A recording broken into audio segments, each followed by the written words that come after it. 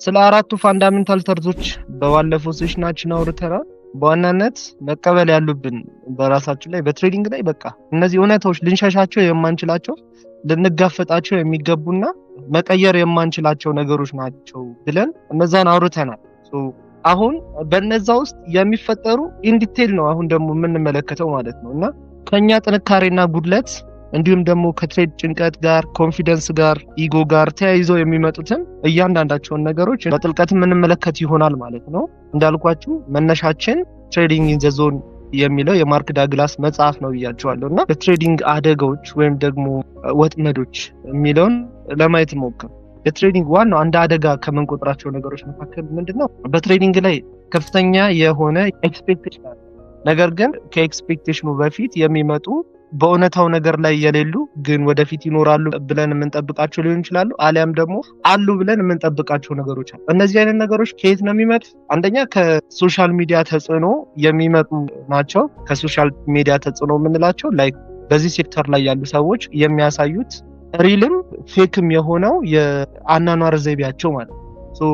እነዛ የአኗኗር ዘይቤያቸውን ወደኛ ሙሉ ለሙሉ ኢንተርናላይዝ አድርገን ገና ማወቅ የሚገቡንን መስራት በሚገቡን ጉዳዮች ላይ እንዳንሰራ እንዲሁም ደግሞ በትሬዲንግ ላይ ያለን ሐሳቤ በሆነ ፍሬም ውስጥ የተቆጠበ እንዲሆን ያደርገናል ማለት ነው።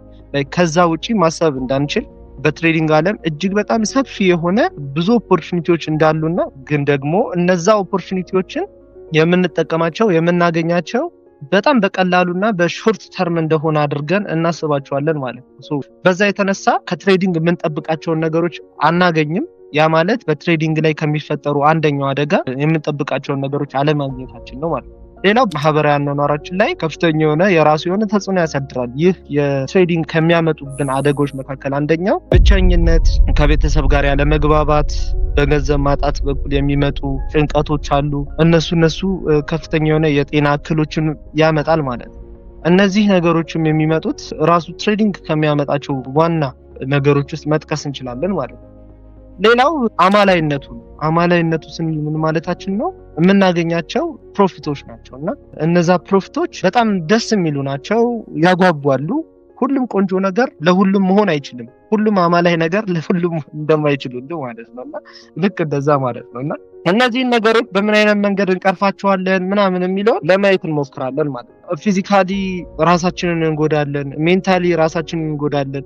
ብስጭት፣ ቁጣ፣ ንዴት፣ ፍርሃት እንዲሁም ደግሞ አላስፈላጊ የሆነ ድፍረት፣ ከዚህም በዘለለ ደግሞ ከፍተኛ የሆነ የጤና መታወክ ከሜንታሊም ዘሎ ቀጥታ ወደ ፊዚካሊ እንኳን ተጽዕኖ ማሳደር እስከሚችል ድረስ ትሬዲንግ ዛት ማች በጣም አደጋ አለው ማለት ነው። ታዲያ እነዚህን አደጋዎች ግን በምን አይነት መንገድ እንቆጣጠራቸዋለን የሚለውን ነገር በመጀመሪያ ደረጃ ማወቅ የሚገቡ ነገሮች ምንድነው? እነዚህ አይነት ነገሮች ሊመጡ እንደሚችሉ መረዳት ይኖርብናል።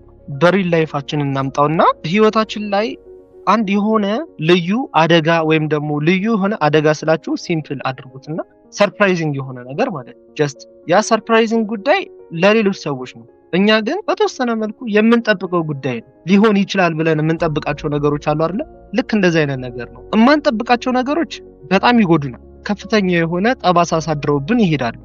ልንረሳቸው ማንችላቸው እስከ ህይወት ዘመናችን ሁሉ ተከታይ የሆነ ነገር ማለት ነው። ነገር ግን የምንጠብቃቸው ነገሮች አደጋም ሊሆን ይችላል፣ ደስ የሚሉም ነገሮች ሊሆን ይችላል። ደስ የሚል ነገር ከሆነ ከዚህ በፊት የምንጠብቀው ነገር ከሆነ ዛት ማች አንደሰትም በሚመጣው ነገር። ለምን? ቀደም ብለንም ስለምንጠብቀው ደስታችን ወሰን ይኖረዋል ማለት ነው።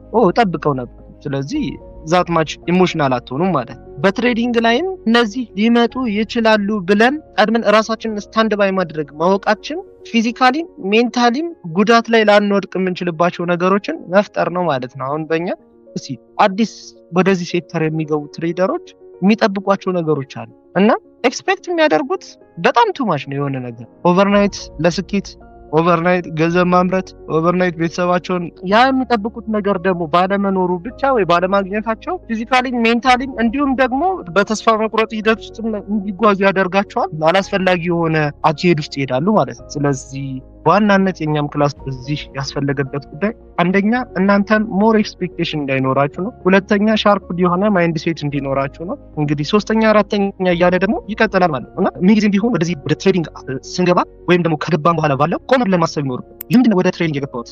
በትሬዲንግ ላይ የሚያጋጥሙኝ ነገሮች ምንድን ናቸው? በትሬዲንግ ላሳካው የምፈልገው ነገር ምንድን ነው? እንዲሁም ደግሞ ትሬዲንግ ምን ያህል የኔን ህይወት መለወጥ ይችላል? ስለዚህ በእነዚህ ውስጥ ብዙ መልሶችን በራሳችሁ ማዘጋጀት የምትችሉ ይሆናል።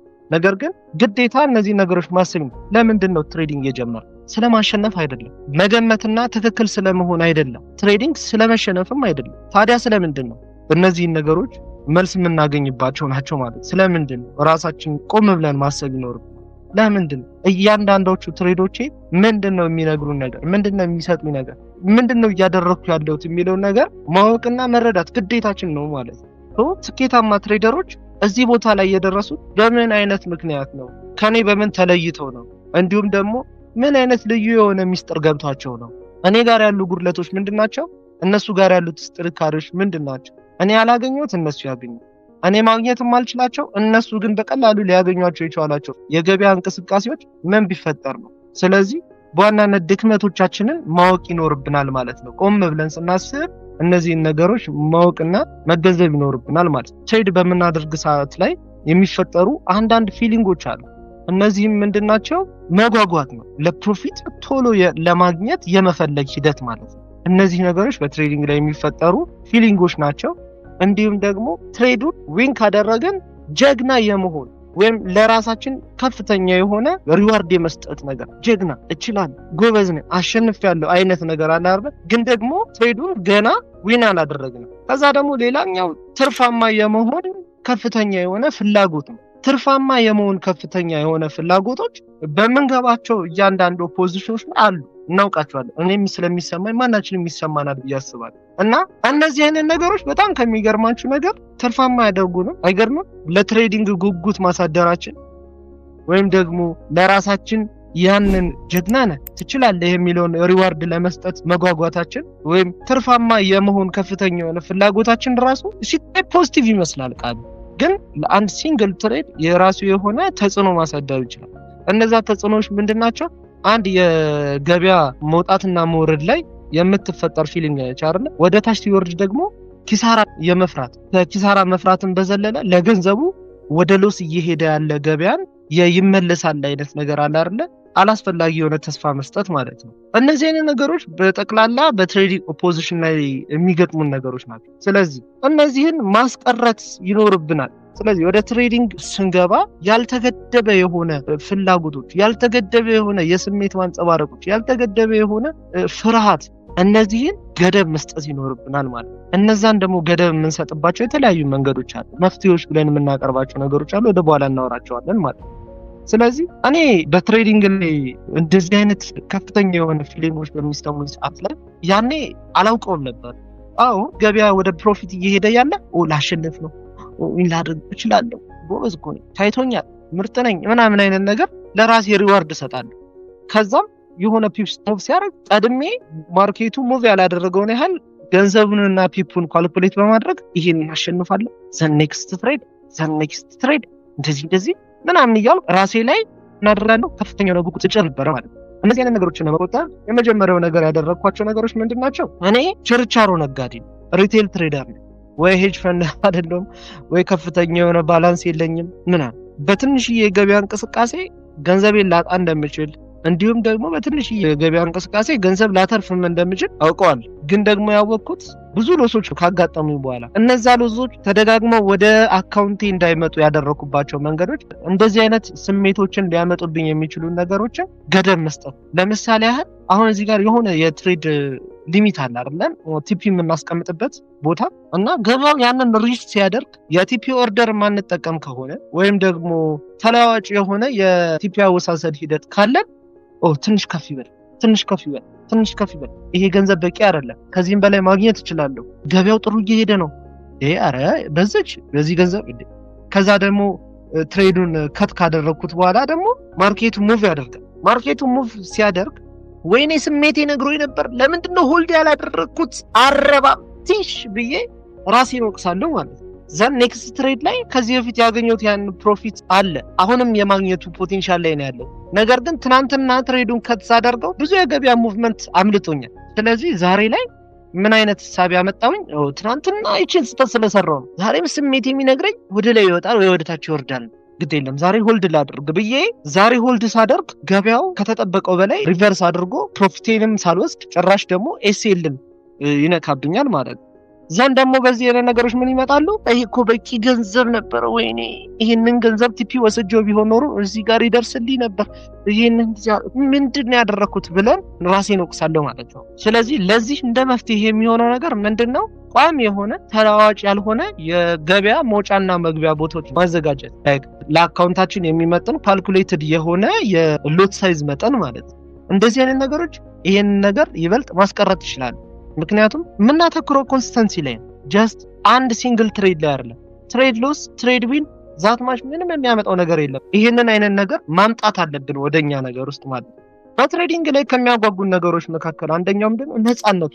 ማንም አይጫናችሁ፣ የምታገኙት ገንዘብ አይቆራረጡባችሁ። ጀስት ገንዘባችሁን ሙሉ ለሙሉ ማኔጅ ማድረግ የምትችሉበት ኦፖርቹኒቲ ነው። ሁላችንም በተፈጥሯችን ነፃነት እንፈልጋለን። ስለዚህ አይደል ፍሪደም ይሰጠኛል ብለን የምናስበውን ነገር ለመማማር በዚህ ቦታ ላይ እየተገናኘ በቃ ፋይናንሻሊ ፍሪደም እንፈልጋለን። እንዲሁም ደግሞ ሰልፍ ቦስ መሆን እንፈልጋለን። ማንም እኛ ላይ ተጽዕኖ እንዲያሳድር አንፈልግም እና በትሬዲንግ ላይ ይሄንን ማግኘት ይቻላል። ነገር ግን ይሄንን ነፃነት በተገቢው ሁኔታ ምን ማድረግ ይኖርብናል? ማኔጅ ማድረግ ይኖርብናል። ስለዚህ እድገታችን በአንድ ጊዜ ቡስት የሚያደርግ ሳይሆን ጀስት ፕሮግረስ ላይ ትኩረት ማድረግ ይኖርብናል። ለዚህ ነፃነት ለምንፈልገው ነፃነት ማለት ታዲያ በትሬዲንግ ላይ ለዚህ ነፃነት ስለሚሰጠን ነገር ለምንድን ነው ትክክለኛ በሆነ መንገድ ማንሰራው? አንድ ዶክተር ለመሆን የሚፈጅባቸው የትምህርት ጊዜያቶች አሉ።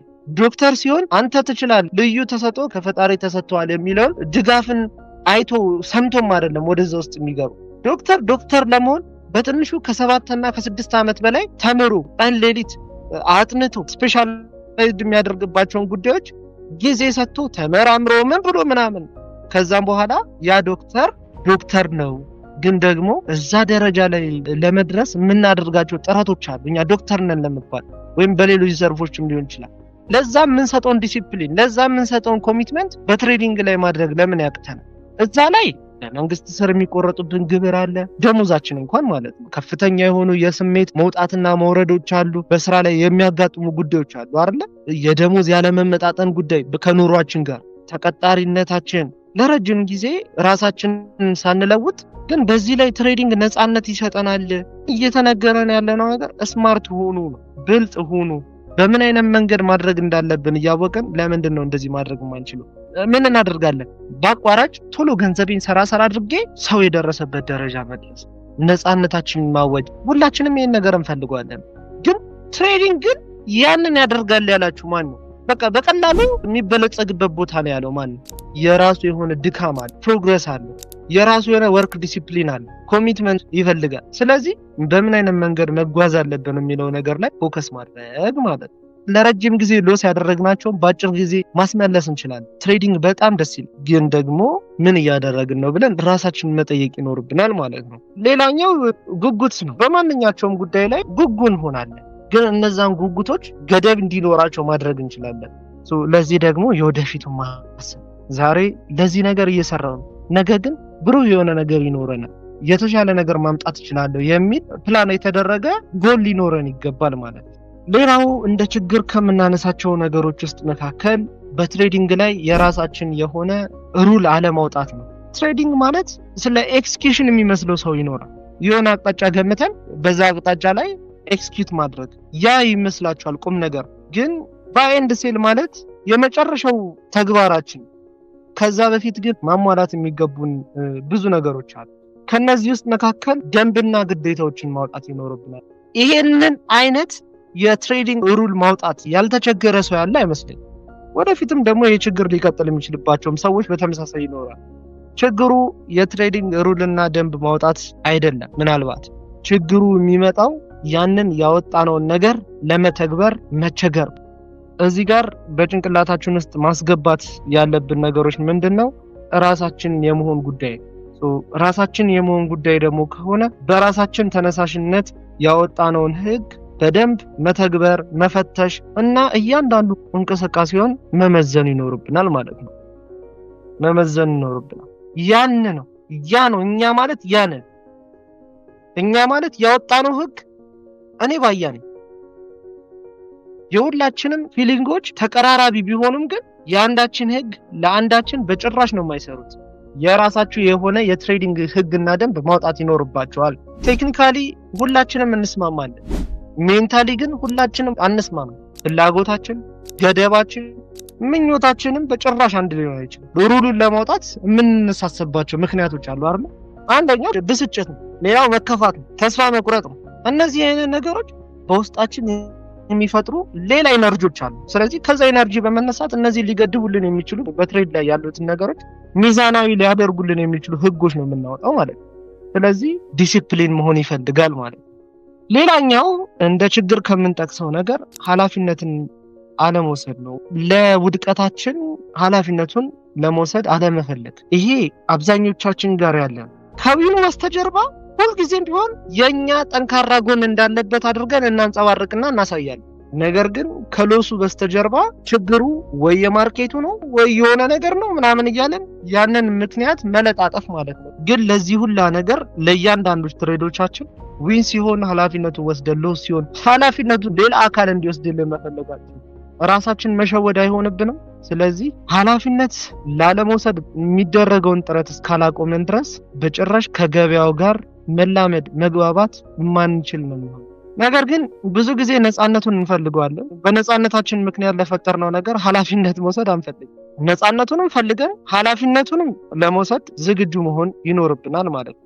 በዘፈቀደ ለሚመጡ ፕሮፊቶች ራሳችንን እንደ አንድ ጀግና ፊት ለፊት ማቆም የምንችል ከሆነ በእኛ ስህተት ለሚመጡ ደግሞ ሎሶች ራሳችንን ከፊት ማቅረብ ይኖርብናል ማለት ነው። ከዛ አንድ ትምህርት ተምረን ይህን አይነት ነገር ወደ ራሳችን ማላመድ የምንችል ከሆነ ከሎሳችን በስተጀርባ ምንም አይነት መከፋት፣ መበሳጨት፣ ማልቀስ፣ ማማረር የሚሉ ጉዳዮች አይኖርብንም። በተመሳሳይ ከዊናችንን በስተጀርባ ደግሞ ራሳችን ማኮፈስ፣ ኢጎ፣ ጀግና የሚሉ ኦቨር ኮንፊደንስ የሆነ ነገሮችን እንድንቆጣጠራቸው ያደርጋል ማለት ነው።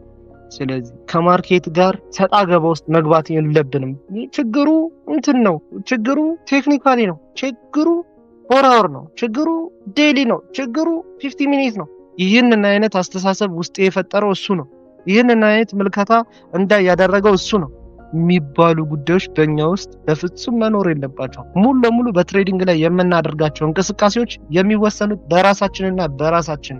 ኃላፊነትን ከመውሰድ በቀላሉ እንድንሸሽ የሚያደርገን ሌላ ባህሪ እያንዳንዱ ትሬድ በዘፈቀደ ትርፍ ሲያመጣ ማለት ምን ማለታችን ነው? በድንገት የምንገባቸው ትሬዶች ዊኖችን ያመጡልናል። እነዛ ዊኖች የሚፈጥሩብን የራሱ የሆነ ችግርን ይፈጥርብናል። በድንገት የሚመጣ ፕሮፊት ታዲያ ወጥነት ያለውን ፕሮፊት ለማምጣት ማድረግ ከሚገቡ ነገሮች መካከል አንደኛው ምንድነው? ዲሲፕሊን። ስለዚህ በድንገት የሚመጡ ፕሮፊቶች እኛን ዲሲፕሊን እንዳይኖረን ያደርጉናል ማለት ነው። ለነዛ ድንገት ለሚመጡ ፕሮፊቶች ገንዘቤን ዲፖዚት እያደረኩ ስንቱን ብሎ አደረኩ መሰላችሁ? ይሄ ነገር እናንተም ጋር ይኖራል ብዬ አስባለሁ። እንዳይኖርም እፈልጋለሁ። በትሬዲንግ ላይ እኔ ብዙ ጊዜ አውርቻለሁ። ስጀምር የመጀመሪያ ዲፖዚት ያደረኩት 5000 ብር አካባቢ እና ያንን 5000 ብር በአንድ አዳር ወደ 80,000 ብር አካባቢ ድረስ አደረስኩት።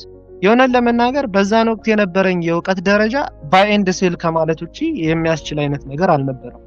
ያቺ ድንገት የመጣች ፕሮፊት ብዙ ገንዘቤን ሎስ እንዳደርግ አድርጎኛል። ከዛም በየመሃሉ ብቅ የሚሉ ድንገተኛ ትርፎች ነበሩ።